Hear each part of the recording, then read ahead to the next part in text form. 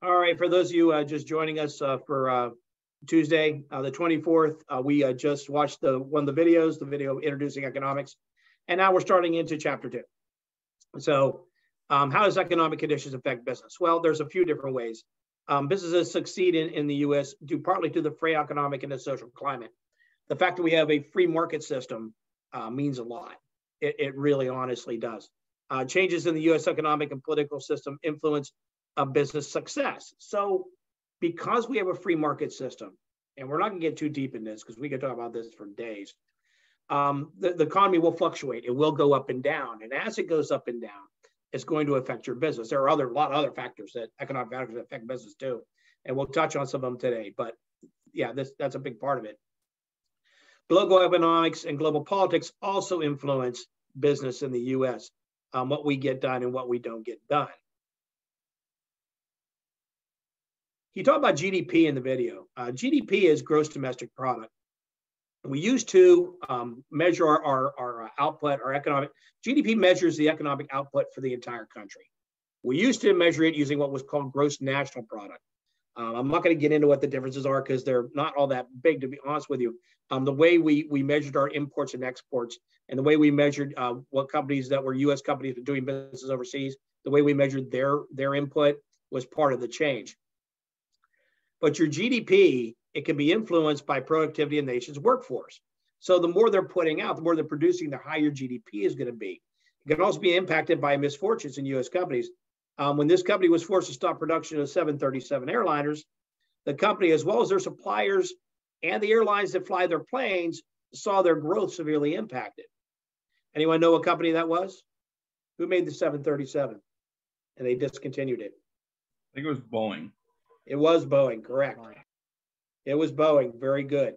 And it hurt. When they discontinued it, it hurt the airlines, and it had an effect, I should say, on the airlines and on other stakeholders, people that in their area that depended on them. So, like they talked about in the video, economics is a study of how a society chooses to employ its resources to produce goods and services, and how they're going to distribute them for consumption. We choose to let private businesses make them and let private businesses distribute them, and to make money that way, and that builds money in our economy. Not every nation does that. Some nations control the whole process themselves. We don't do that here in the U.S. Macroeconomics is the larger global and even national picture of economics. It's looking at the entire nation's economy or the entire world's economy as a whole. Microeconomics, that's the part that looks at the smaller behaviors, the behaviors of people and the behaviors of organizations. You're going to hear those two terms a lot if you read or you talk about economics. And there's an example the author gives about economic contrast. The economic contrast show here is remarkable. Business is booming in Seoul, Korea, as shown in the photo on the right, but North Korea struggles. They're not doing well economically. They struggle hard to, you also have to ask how much they really care, but they struggle hard to feed their people and educate their people and that sort of thing. And the author asks, what do you think accounts for the dramatic differences in the economies? Well, it's kind of obvious, isn't it? South Korea has a free market open system. North Korea has a closed system that is controlled by the government. They control the means of production. That's socialism. And we'll get into that on Thursday. Socialism and actual communism, at least what Marx said was communism. A lot of what, and we'll talk about this on Thursday, but a lot of what we talked about in the old days during the Cold War and all that, what we call communism was a political thing. It wasn't an economic thing. The argument is communism has never really existed. We never actually seen it. All we've seen are different forms of socialism. But however, socialism, and when we get into it, we're going to talk about the economic difference, but it's when the government controls everything. In open systems, the government may have regulation. They regulate to a certain point, but the market is allowed to be free. It's allowed to go. So, a big part of economics is resource development. The study of how to increase resources and to create conditions that will make better use of these resources. So you're looking at how to use the resources inside of your country. And it's like in the video, the Eisenhower part, where he was talking about the military spending takes away from other parts of the economy. It does. Any kind of spending we do is taking away from somewhere else. So you have to figure out what your balance is going to be. Examples of way to increase resources, new energy sources, new ways of growing foods, which we work on all the time in the US, and new ways for creating goods and services, and he gives you some examples there. Nanotechnology, 3D printing, and 4D technology. I have a friend who's very big into 3D printing. He actually made himself an Iron Man suit, and it's amazing. It looks like something out of a Marvel movie when he puts it on. It's just amazing what you can do with these things. So we're going to get rid of that video, and we're going to share another video. That's not quite as long and not quite as perky. I like that couple, but they're kind of perky. I had video there. That's a mistake. We're not doing video. Okay, let's continue. Let's continue. All right, hold on.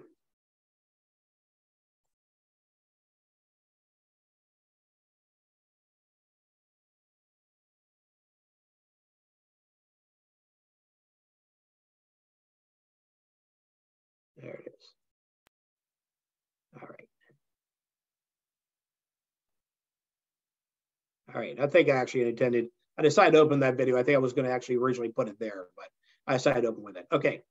The secret to creating wealth in an economy. Thomas Malthus was one of your older beginning economic scientists, and he believed that if the rich have most of the wealth, that the poor have most of the population, resources would run out. People would starve. He called it the dismal science, the study of economics. Latest world statistics show the population growing more slowly than expected. Honestly, we're not growing as quick as we were, 30 years ago. Contrary to Malthus, what he thinks or thought, some macroeconomists believe that a large population can be a resource. An educated population is highly valuable, and business owners provide jobs and economic growth for their employees and communities. So, there's a value to having a lot of people. People are a huge resource. All right. So, not everyone agreed with what Malthus said. He was kind of a pessimist, to be honest with you, if you read his stuff. Basically, the rich are going to devour everything and the poor are going to starve. Well, I guess that could happen, but in reality, it's not a big thing. Here in the US, all right, Adam Smith is where it all began for us. The founding fathers were very into Adam Smith and very into the creation of wealth. And they built our economic structure based on, and even part of our Constitution based on what Smith believed. Freedom was vital to any economy's survival. You had to have freedom. Think of the situation they were in when they started the Revolutionary War.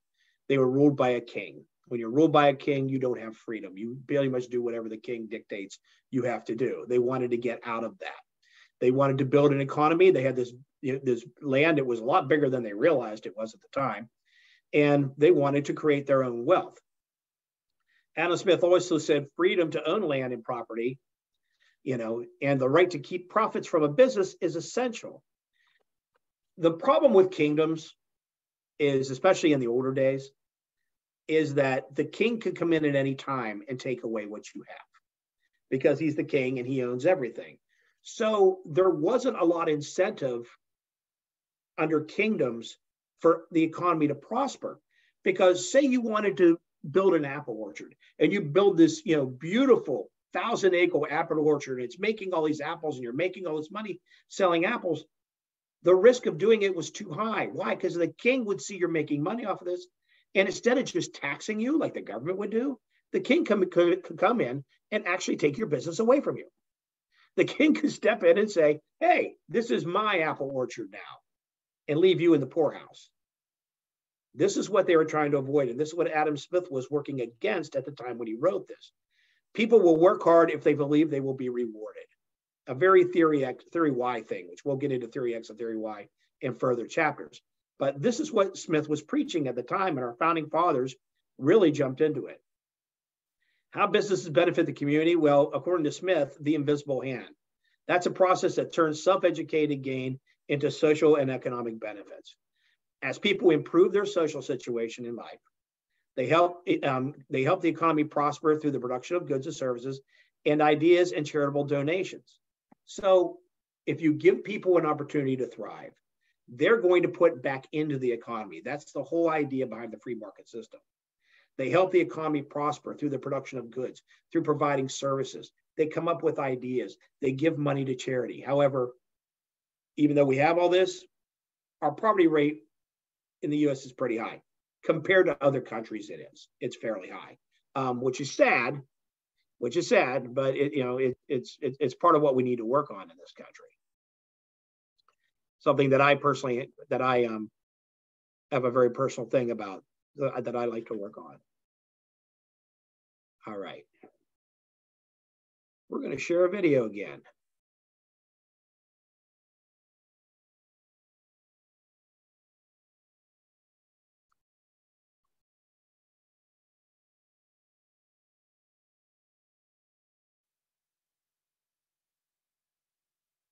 A little video about Adam Smith and all of his theories and everything. His theory. And economic theory. Adam Smith is our guide to perhaps the most pressing dilemma of our time: how to make a capitalist economy more humane and more meaningful. He was born in Scotland in Kirkcaldy, a small manufacturing town near Edinburgh, in 1723. He was a hard-working student and very close to his mother. He then became an academic philosopher, wrote a major book about the importance of sympathy, and lectured on logic and aesthetics. He was also one of the greatest thinkers in the history of economics, in part because his concerns went far beyond the economic. He wanted to understand the money system because his underlying ambition was to make nations and people happier. Smith remains an invaluable guide to 4 ideas. When one considers the modern world of work, 2 facts stand out. Modern economies produce unprecedented amounts of wealth, and many ordinary people find work rather boring and, a key complaint, meaningless. The 2 phenomena are in fact intimately related, as Adam Smith was the first to understand through his theory of specialization. He observed that in modern businesses, tasks formerly done by one person in a single day could far more profitably be split into many tasks carried out by multiple people over whole careers. Smith hailed this as a momentous development. He predicted that national economies would become hugely richer the more specialized their workforces became. One sign our world is now so rich, Smith could tell us, is that every time we meet a stranger at a party, we're unlikely to understand what they do. The mania for incomprehensible job titles like logistics supply manager, packaging coordinator, or communications and learning officer prove the economic logic of Smith's insight. But there is one special problem with specialization: meaning. When businesses are small and their processes contained, a sense of helping others is readily available. But when everything is industrialized, one ends up as a tiny cog in a gigantic machine whose overall logic is liable to be absent from the minds of people lower down in the organization.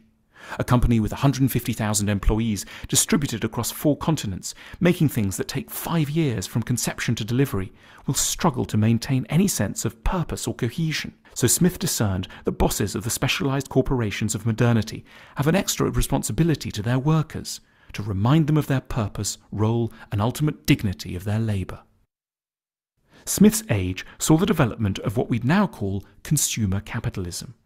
Manufacturers began turning out luxury goods for a broadening middle class. Some commentators were appalled. The philosopher Jean-Jacques Rousseau wished to ban luxury from his native Geneva. He was a particular fan of ancient Sparta and argued that his city should copy its austere martial lifestyle. Disagreeing violently, Smith pointed out to the Swiss philosopher that luxury consumerism in fact had a very serious role to play in a good society. It generated the surplus wealth that allowed societies to look after their weakest members. Consumer societies, despite their frivolity, didn't let young children and the old starve, for they could afford hospitals and poor relief. So Smith defended consumer capitalism on the basis that it did more good for the poor than societies devoted to high ideals. That said, Smith held out some fascinating hopes for the future of capitalism. He didn't want it to stay stuck at the frivolous level forever. He observed that humans have many higher needs that currently lie outside of capitalist enterprise. Among them, our need for emotional education, for self-understanding, for beautiful cities, and for rewarding social lives. The hope for the future is that we'll learn to generate sizable profits from helping people in truly important, ambitious ways. Properly developed, capitalism shouldn't just service our basic material needs while exciting us to buy frivolous things. It should make money from goods and services that deliver true fulfillment. then as now, the great question was how to get the rich to behave well towards the rest of society. The Christian answer to this was, make them feel guilty. Meanwhile, the radical left-wing answer was, then and now, raise taxes. But Smith disagreed with both approaches. The hearts of the rich were likely to remain cold, and high taxes would simply lead the rich to flee the country. He proposed that, contrary to what one might expect, it isn't money that the rich really care about. It's honour and respect. The rich accumulate money not because they're materially greedy, but primarily in order to be liked and approved of. So rather than taxing the rich, governments should understand the vanity at the heart of the rich and their motivations. They should therefore give the rich plenty of honours and status in return for doing all the good things that these narcissists wouldn't normally bother with, like funding schools and hospitals and paying their workers well. As Smith put it, the great secret of education is to direct vanity to proper objects. Big corporations feel very evil to us now, the natural targets of blame for low-paying jobs, environmental abuse and sickening ingredients. But Adam Smith knew that there was an unexpected and more important element responsible for these ills: our taste. It's not companies that primarily degrade the world, it's our appetites, which they merely serve. As a result, the reform of capitalism hinges on an odd-sounding but critical task: the education of the consumer. We need to be taught to want better quality things and pay a proper price for them, one that reflects the true burden on workers and the environment. A good capitalist society doesn't just offer customers choice, it also teaches people to exercise this choice in judicious ways. Capitalism can, Smith suggests, be saved by elevating the quality of consumer demand. The economic state of the world can seem at once so wrong and yet so complicated, we end up collapsing into despair and passivity. Adam Smith is on hand to lend us confidence and hope. His work is full of ideas about how human values can be reconciled with the needs of businesses. He deserves our ongoing attention because he was interested in an issue that has become a leading priority of our own times: how to create an economy that is at once profitable and civilized.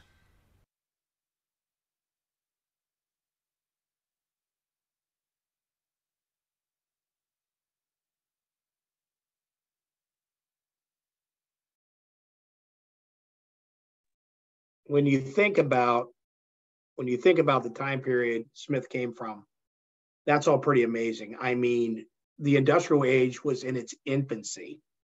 What he called mass production was nothing compared to mass production we see today, or that they saw 100 years after him.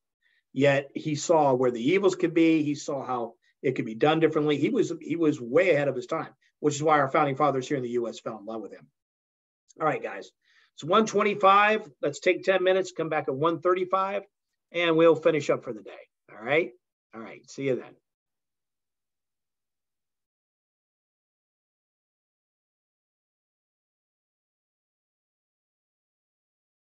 All right, class. Let's get back into it again. What do you think? Get this party started. Nope, you want chapter 2. Thank you. All right, so we are talking about Adam Smith, and a little more, just real quick about him. According to his theory, and he talked about this in the video, business owners are motivated to work hard because they know what they'll earn, and they get to keep the rewards of their labor. When they prosper, his idea was when they prosper, other people in the economy prospers. He said, they say here, when they prosper, as the owner of this restaurant has, they're able to add employees and grow. So they're actually putting money into the economy as they grow. The economy gets better. People have jobs. People can get better housing, and they can educate their kids and that sort of thing. It indirectly helps the community, and it helps the economy to grow. And then he asked, what might motivate you to start your own business? Well, a lot of things motivate people to start their own business. The fact that there is an opportunity there to build wealth and to live a good life is probably the main thing that motivates everybody to have a good business. So what we got over so far, what is the difference between macroeconomics and microeconomics? Well, macroeconomics looks at the whole economy, like the entire nation or the entire globe. Microeconomics looks a little more smaller: people, organizations, business, or specific products or services. That's the difference. What is better for an economy than teaching a man to fish? I like this. I always love the Chinese saying, you can give a man a fish, you feed him for the day. You teach him how to fish, you feed him for the rest of his life. But in economics, if you want to create wealth, teach the man how to start his own fish farm. All right, have his own business. Then you really create wealth. That's the whole economic approach to that. And what does Adam Smith's term, the invisible hand, mean? Well, the invisible hand, it's a term by Adam Smith. It describes a process that turns self-directed gains into social and economic benefits. In other words, what Adam Smith was saying, the invisible hand is, yes, I'm making money for me, but while I'm doing that, I'm creating jobs and I'm providing products or services for the society, and I'm benefiting society as a whole. To become wealthy, people working in their own self-interest produce goods, and they produce services and that expands hiring. As they grow, more people get hired and more people benefit. That was Smith's whole idea behind that part of his economic theory. So as we get out of talking to Smith, but when we talk about Smith, we talk about capitalism. Capitalism, an economic system in which all or most of the production and distribution are privately owned and operated for profit.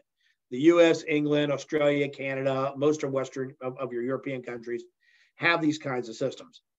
I want you to note something in there. It says factors of production and distribution are privately owned and operated for profit, but it says most of them are. There's a reason for that. There are some businesses that capitalist countries will heavily regulate because they are what we call natural monopolies. And we'll get into monopolies later on. Actually, on Thursday, we'll get into monopolies. But they're natural monopolies. Utilities are a prime example, right? A community is only going to have one electric company. A community is only going to have one water company. Now, that electric company may have a little bit of competition or create a little competition because they may be buying power from different sources. However, you're only going to have one. We'll get into a lot of this on Thursday because I have a lot of strong feelings about that. But that's capitalism in a basic. That's what we need. State capitalism is a combination of freer markets with some government control. You have to have some government control. China has experienced rapid growth using state capitalism. They have. They've also maintained a lot of control. You have to have a certain amount of regulation control. And we'll get into that down the road, but think about what driving would be like if you didn't have traffic laws. Think about how eating out or buying food from grocery stores would be if you didn't have laws that regulated the sanitation and health levels of food that are sold. So you have to have a certain amount of control. It can't be a free-for-all. When you understand free market capitalism, in free market capitalism, there are 4 basic rights. The right to own private property. We talked about this toward the beginning. The right to own a business and keep all that business's profits, because according to Smith, you keep the profits, but the fact that you're running the business and paying people and providing a good or service, that's going to benefit the entire economy. The right to freedom of competition, you're allowed to compete. And the right to freedom of choice, you're allowed to choose what you're going to do.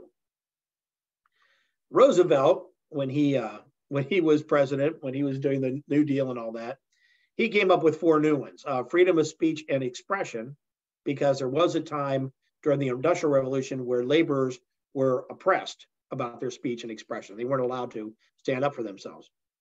Freedom to worship in your own way. No one should be telling you you can't, you have to worship a certain way to work there. Freedom from want and freedom from fear. All right. So we're not going to get real deep in those, but those were Roosevelt's. He added those to what the 4 basic rights of free market competition are, free market capitalism. Well, how do free markets work? Well, decisions about what and how much to produce are made by the market, not by the government. Consumers send signals about what they like and how they like it. So the market runs off of the desires of the consumers. The price tells companies how much a product they should produce. The consumers will let them know what price to charge, because basically the consumers won't buy something if you overcharge for it. And if you charge too little for it, they may think it's cheap and not buy it. So there's really a game there that you play. If something is wanted but hard to get, the price will rise until more products are available. This is supply and demand, which we're going to get into here in a couple of minutes. How are prices determined? Well, as buyers and sellers negotiate it in the marketplace. And he gives a great example there, that second to last bullet point. A seller may want to sell shirts for $50, but only a few people may buy at that price. Well, it depends on what kind of shirt, and depends on the quality level and that type of thing. If you want to sell, hey, if you're trying to sell t-shirts for $50, you're probably not going to make a whole lot of money. No one's going to pay $50 for a t-shirt.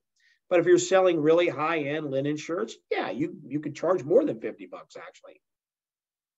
If the seller lowers the price, the quantity demanded will likely increase. And this is a key in the market. And there are tricks to that. And we're not going to get into it too much, but there are tricks to that. Because what happens if you lower the price too much? People think there's something wrong, right? They're, okay, what's wrong with this? Why is he charging it? Why is it so cheap? So you can actually damage your reputation by putting your price too low. I love this. I stuck this in. The author had this, and I thought this was really good. It's the circular flow model, the relationship between businesses and households. Households have buying power that supplies the businesses with capital. The businesses have input payments that basically they pay out wages, and that gives money to the households. The businesses provide goods and services to the households, and the households provide production through human resources to the businesses. So it's really a give and take circular kind of emotion with all this. And this is what makes our economy keep going in a capitalist free market economy. Supply and demand and equilibrium point are important to understand. We could really talk about these for a long time, but we're not going to. But supply is the quantity of products that manufacturers or owners are willing to sell at different prices. Demand is what the people are willing to buy at different prices. So supply is what they're willing to sell. Demand is what the people are willing to buy. The market price comes from the equilibrium point. The price determined by supply and demand. And we're going to throw up another video real quick, and we're going to show how that works. Because it's just, for some of these concepts, it's just easier to watch a video than talk about it. And hold on a second.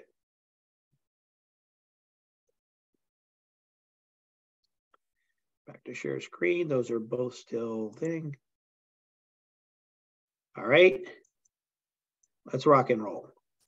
I'm Mr. Clifford, and Yeah. this is Adrian Hill, and welcome to Crash Course Economics. Let's start by talking about something that most people take for granted. Is it grocery stores? Is it The Simpsons? Is it GPS? Is it goldfish? Is it frogs? Oh, it's probably these strawberries, right? No, I was going to say markets. But strawberries are great. Yeah, but where do you think strawberries came from? The ground, the farmer, the market, the grocery store, the miracle of life. Now look around you. Where did all that stuff come from? And who made it? And why? Well, the answer is simple, but it's underrated. It's markets. And for most of us, farms and factories and stores, but mainly it's just markets. Can I have a strawberry now?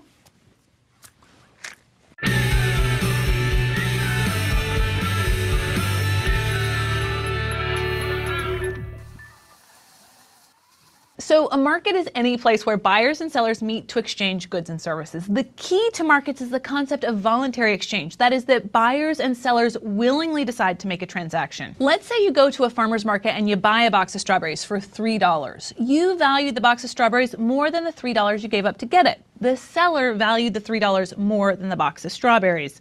The transaction's a win-win because you got your strawberries and the farmer got his money. You both felt better off. That's voluntary exchange. This same process happens in the labor market. Say that instead of the farmer's market, you bought your strawberries at your local supermarket. The cashier voluntarily decided to work there. He values the $10 an hour he makes there more than he does sitting at home watching The Walking Dead. At the same time, the owner of the store values the labor of the cashier more than the $10 an hour she pays him. And so it goes on and on, all the way up the chain of production, from the driver that delivered the strawberries to the farmer that grew the strawberries to the tractor that the farmer purchased. The point is that markets are everywhere, and most are based on voluntary exchange. The part of all this that most people take for granted is how efficient the system is.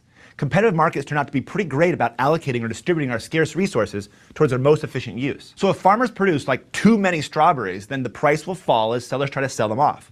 Lower prices means less profit to strawberry farmers, and those farmers will have an incentive to produce something else, like lettuce or Brussels sprouts. So if farmers don't produce enough strawberries, buyers will bid up the price, and the farmers will have an incentive to produce more, which then drives down the price. And that's like magic, except it's not. The information that markets generate to guide a distribution of resources is what economists call price signals. Markets also incentivize the production of high-quality products. If the strawberries are brown and nasty, then no one's going to want to buy them. And if the tractor's a piece of junk, the strawberry farmer is going to tell other farmers to buy some other tractor. Now, ideally, the eventual result of voluntary exchange is that sellers can't make themselves better off without producing something that makes buyers better off. Businesses, in particular large corporations, are often villainized for being greedy, heartless institutions that take advantage of consumers. But if markets are transparent and buyers are free to choose, then businesses will have a hard time taking advantage of people. Now, obviously, greed and deception happen in real life, and there are situations when consumers don't have a choice. But for the most part, if you really don't like the policies or practices of a particular company, then don't shop there. After all, in the free market, every dollar that is spent signals to producers what should be produced and how it should be produced. We've established that prices and profit determine where resources should go. But where do prices come from? Who determines the price of my box of strawberries? To answer that, we're going to draw, get ready for it, supply and demand. Let's go to the runway. There's only one thing you should learn in economics, it's supply and demand. Let's use the market for strawberries to help us understand this concept. Up here on the y-axis, we have the price of strawberries. Down here on the x-axis, we have the quantity of boxes of strawberries. Let's start by looking at buyers and how they respond to a change in price. If the price goes up for strawberries, then some buyers will go buy blueberries or they'll go on that all-bacon diet. The point is, they're going to buy less strawberries. And if the price goes down for strawberries, then people are going to buy more. And this is called the law of demand. When the price goes up, people buy less. When the price goes down, people buy more. On the graph, it's shown by a downward sloping demand curve. Now let's think about sellers, like the farmer in the farmer's market. If the price of strawberries goes up, then that farmer will make more profit, so he'll have an incentive to produce more strawberries. If the price goes down, then he's not going to want to produce strawberries. That's called the law of supply. And on the graph, it's shown by an upward sloping supply curve. Now let's put demand and supply together. If the price is really high at $10, then producers would like to produce a lot of strawberries, but consumers won't want to buy them. This mismatch is called a surplus. And if the price goes down for strawberries, let's say down to $1, then buyers want to buy a whole lot, but producers won't have an incentive and they'll produce very little. Again, you have a mismatch, but this one's called a shortage. And there's only one price where the quantity that buyers want to buy is exactly equal to the quantity sellers want to sell. And it's right here where supply equals demand. The price is called the equilibrium price, and quantity is called the equilibrium quantity. Okay, sure your graph makes sense, but the price of strawberries isn't always $3. Sometimes it goes up to $6. And at Whole Foods, local, artisanally grown strawberries, the fancy strawberries, can cost upwards of $12. But I guess Whole Foods is a whole other world where price has nothing to do with realistic economics. We'll stick to normal strawberries. In fact, the prices for all sorts of stuff change all the time. External forces can shift both the supply and demand curves, changing the equilibrium price and quantity. For example, let's assume that this graph shows the demand and supply of strawberries in the summer. What happens in the winter? Will the change in weather affect buyers' demand or producers' supply? Spoiler alert, it's supply. Colder temperatures make it harder to grow strawberries. The result is the entire supply curve is going to shift to the left. This is because at all possible prices, there would be fewer strawberries produced. That's it. This graph is just a tool that economists and everyone else use to show the results of a change in a market. I know it seems complicated at first, but there are really only 4 things that can happen in a market. Supply can decrease, supply can increase, demand can decrease, or demand can increase. Some people might want to talk about a price being fair or right. Well, that all depends on your point of view. The buyer always considers a low price to be a very fair price, while the seller considers it unfair, and vice versa. In general, economists don't really like to push opinions about prices. Voluntary exchange suggests that the price is there for a reason. For example, assume the demand for strawberries inexplicably falls, so the demand curve shifts to the left and the equilibrium price and quantity fall. Farmers might go to the government for assistance, but most economists would argue there is no reason to bail them out. The market's spoken. Strawberries are so over. Furthermore, if the government helps the farmers by giving them a subsidy, it would be putting resources towards something that society doesn't value. That would be inefficient. Luckily, every reasonable person on Earth values strawberries, so they continue to get produced. Now, the downside is the supply and demand model only applies to analyzing strawberries. No, I'm just joking. It applies to all sorts of stuff. In fact, let's look at a market for a commodity known for its volatility, both because of its fluctuating prices and because sometimes it explodes. Gasoline. Now, when you see gas prices, they're moving all over the board. That's just demand and supply. For example, in 2014, the retail gas price in the United States fell dramatically. Why? Well, it was demand and supply. The economies of both Europe and China weakened, which decreased the demand for gasoline, shifting the demand curve to the left. At the same time, new fracking technology and restored production of oil in Iraq and Libya caused the supply of gasoline to increase or shift to the right. The combination drove gas prices down by more than 40% per gallon. And that's it. Now you can tell all your friends you understand supply and demand. It's a big day for you. It's a big day. So markets and supply and demand are awesome. But sometimes they're not awesome. For example, we don't want to use the market approach when it comes to firefighters. 911, what's your emergency? My house is on fire. How much do you charge to put it out? It'll be $10,000. What's your credit card number? They're all melted. Okay, that one's obvious, but what about the market for human organs? After all, there's a huge shortage and thousands of people die each year waiting for transplants. Should there be a competitive market for human kidneys? A free marketeer would say, sure, why not? If a donor wants $15,000 more than he wants his other kidney, why stop him? Well, ethics. I mean, there's several problems that arise with an unregulated market for human kidneys.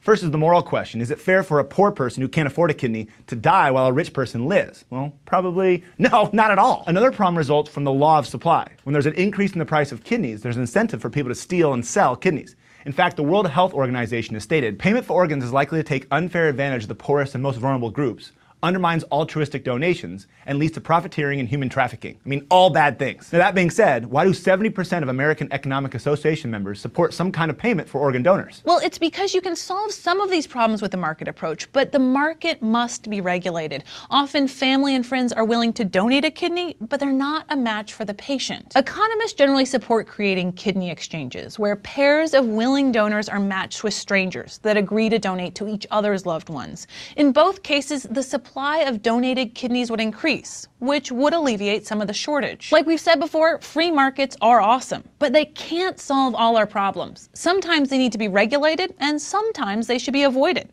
So there you have what for most people is the start, and for many, the end of economics. Supply and demand. Economists and politicians often like to refer to the interaction of supply and demand as laws. And we've done that too. But be clear, it's not an absolute law like the law of gravity. Well, as we've tried to point out here on Crash Course, economics is about human choices and their consequences. Even though supply and demand behave in a predictable way that we've seen in the models, we can't lose sight of the fact that both of them are reliant on humans acting as buyers and sellers. Our actions influence supply and demand in a way that they can't influence gravity, no matter how much we might want to. Whoa. That's After Effects. And that's something to keep in mind when you hear us or anybody talking about economic laws. Thanks for watching. We'll see you next time. Thanks for watching Crash.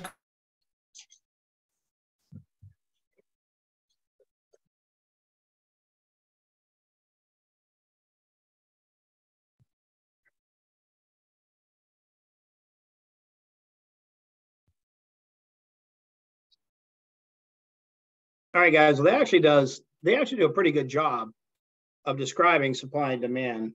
My monster's over here cuddling with me while we're talking, so that's kind of what he does. That's his whole thing. All right, let's get back into what we were talking about here, supply and demand. So they did a really good job in the video of going over the curves, which is one of the things I really liked about the video. That's why I chose it. So I talk about the supply curve. You know, you have your quantity here, your price here, and how it slopes up to the right. Your demand curve, your price over here, your quantity again, and it goes down to the left. So when you put them together, this point here, there's your equilibrium point right there. There's the point where pricing begins. Now, what businesses usually do is they'll price right up, they'll price right above that equilibrium point, right in this area right here, right up just above it. And that's where your profit margin is. And how far you can go up above that point becomes a big part of how you can price.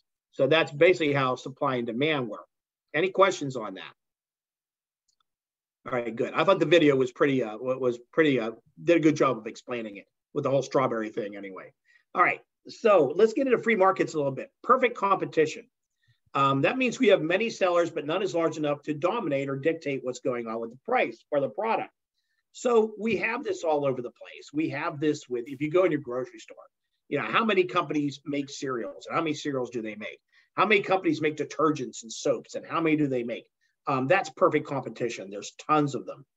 Monopolistic competition is a little different. All right. That's when a large number of sellers produce very similar products, but buyers nevertheless perceive as different. All right. So you have a large number of sellers and their products are similar. You see this with soap, with Procter & Gamble, right? There's a bunch of different companies. Like some of these companies, we produce soaps that don't even compete against each other because they're just trying to grab more market share. That's monopolistic competition. An oligopoly is when you have a few sellers dominating a market. Gas stations are all oligopoly. The airlines are, especially today's airline situation, they're hugely an oligopoly. There's a few companies that dominate the market. It causes the price to go up. Why? Because they kind of collude. They're not supposed to collude. It's illegal to collude. But you're going to tell me that the president of United and the president of American Airlines don't go and play golf every once in a while? Yeah, come on. Monopoly is totally different. Monopoly is when one seller controls all the product and all the service. Sometimes, and they set the price. Now, there's no competition to control the price, so it can be a problem. This is why we try not to allow them in our free market society. However, sometimes, and I gave you examples earlier of like the water companies and utility companies, sometimes you have to have a monopoly. It's just no choice. One of the things I never understood for years, and now the situation is finally changing, was companies like Comcast. They would Comcast. I'm sorry, somebody's coughing. Are we okay there? I'm sorry. Yeah, someone's coughing with your mic on. Just take a drink of water. Are you okay? Yes, I'm fine. I'm sorry. Okay, you may want to turn your mic off. Just make sure you're all right. But I never understood the situation with like a company like Comcast, right? Comcast goes into a community, they're the only cable provider, and there was no control. They were allowed to charge whatever they wanted. I hated them. I finally got rid of them. I love it. My wife and I have streaming now. We stream almost everything. We even stream our basic channels through YouTube. So I'm like, the happiest day of my life was when I dumped them. I probably saved myself $200 a month by doing it. I never understood that, but that's a example of an economy, of a monopoly. Benefits and limitations of free markets. Well, there are benefits. It allows for open competition amongst companies, which helps keep prices down. And it provides opportunities for poor people to work their way out of poverty. For people who are struggling, it gives them a chance to get a job. Now, we could talk about wages and stuff like that. We could have discussed that all day. But it gives them a chance to build out, theoretically. The limitations, it leads to inequality, as business owners and managers usually make more money and have more wealth than the lower level workers. This is why unions came into play in the mid 20th century, because workers were not getting paid well and they were working them to death, and a lot of other people were making good money. People may start to let greed drive them. Well, greed is the force in a free market capitalist system that you have to be conscious of, you have to be aware of, because greed is evil and people will become greedy. It happens. And we have to keep an eye on that. It's one of the things that the government, when it's regulating, has to keep an eye on. So here's some test prep for you. The 4 basic rights people have under free market. I'm not going to go over this when we have a few more minutes. But this is on the slide. The slides, of course, are always available to you. We can't go over it because then we're done. Okay. The 4 basic rights: the right to own private property, the right to own a business and keep all the business profits, the right to freedom of choice, and the right to freedom of competition. Those are the 4 basic rights under free market capitalism. How do business people know what to produce in the quantity? There's essentially what produce, and what quantity is decided by the market. It's decided by the relationship between the consumer and the business. That's how it works. How are prices determined? Pretty much the same way. Prices are determined by the economic concepts of supply and demand. Businesses control supply, consumers control demand. The two, I forget which way I went, but the two coming together, that is how you get your prices. And the 4 degrees of competition: perfect competition, monopolistic, oligopoly, and monopoly, which we already talked about. All right, that takes us up to 2 o'clock, guys. So class ends at 2:05. So if you get out a couple minutes early, I don't think that's a big deal. Socialism and communism and all that fun stuff is next week. Or not next week, it's on Thursday. Any questions before I sign out of here? No. Are we good? Yep. Goodbye. Have a good day. Goodbye. Have a good day. All right, everyone else? Have a good day. Everyone take care. It was fun teaching you today. I hope you enjoyed it. Thank you so much, Professor. Have a great day. Bye. Thank you, Professor. Thank you. Thank you.